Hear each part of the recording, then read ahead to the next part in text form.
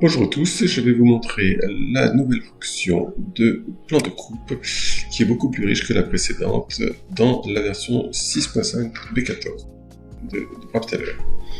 Donc c'est une fonction, je vous rappelle, qui apparaît dans la palette de plan de courbe sur maillage. Ici nous avons, comme auparavant, X, Y, Z qui sont les axes du plan. Alors, ils apparaissent en rouge parce qu'on voit aussi que cet axe rouge apparaît ici et est matérialisé dans la vue 3D. Hein, si on change, on voit que l'axe rouge se déplace. Belle nouveauté, on peut déplacer ce plan avec la souris. Hein, et on voit aussi que... Donc, si on est ici, on voit aussi le point rouge qui est ici, qui désigne l'origine sur cet axe et donc qui correspond à l'origine de la grille. Si on veut placer le plan au milieu de la chaussure, il suffit par exemple de choisir ici milieu et le voici placé au milieu de la chaussure. Si on veut le placer ensuite par exemple 20 mm derrière, il suffit d'ici de modifier la valeur ici après avoir changé. On clique sur position et on peut ainsi modifier la valeur de la position du plan de coupe sur l'axe désigné.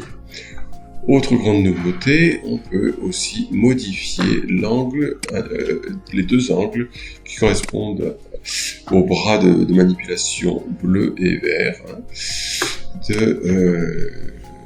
qu'on peut apparaître sur le plan. On peut modifier la valeur ici de manière numérique avec le pavé numérique, ou on peut également le faire à la souris en se promenant sur ce cercle. Donc, par exemple, si on veut faire la même chose sur le côté vert, on va pouvoir tourner notre angle ainsi sur le côté vert. Donc peut-être ici, on souhaiterait, pourquoi pas, faire une coupe comme ça, et puis déplacer un peu le plan comme ça, et voilà, je fais appliquer, et on a ainsi notre courbe qui permet de couper ici le plan. Si on veut une autre courbe perpendiculaire à Z par exemple, je me milieu, je mets à 10, position 10, pardon, tout ici 10, 0, voilà, je fais appliquer, j'ai ainsi un trait ici qui va me permettre de couper la semelle. Et enfin, si je veux un autre, par exemple en plein milieu ici de l'axe X, je vais pouvoir faire une coupe. Alors, supposons que la chaussure n'est pas absolument symétrique, on peut éventuellement déplacer un peu de plan ainsi à la souris, et je fais appliquer.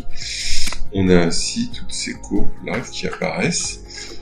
Je rappelle que ces courbes peuvent être maintenant converties en courbes de Bézier. Avec cette fonction-là, on peut laisser par défaut cette valeur-là, toutes les courbes. Donc voilà, on va convertir en courbes de Bézier, qu'on va pouvoir ensuite modifier ou supprimer. Donc c'est un calcul qui est assez puissant mais assez long, donc il faut parfois attendre un peu cette conversion. Voilà, nous avons maintenant nos courbes qui sont transformées en courbes de Bézier. On va par exemple supprimer celles qui sont sur la semelle.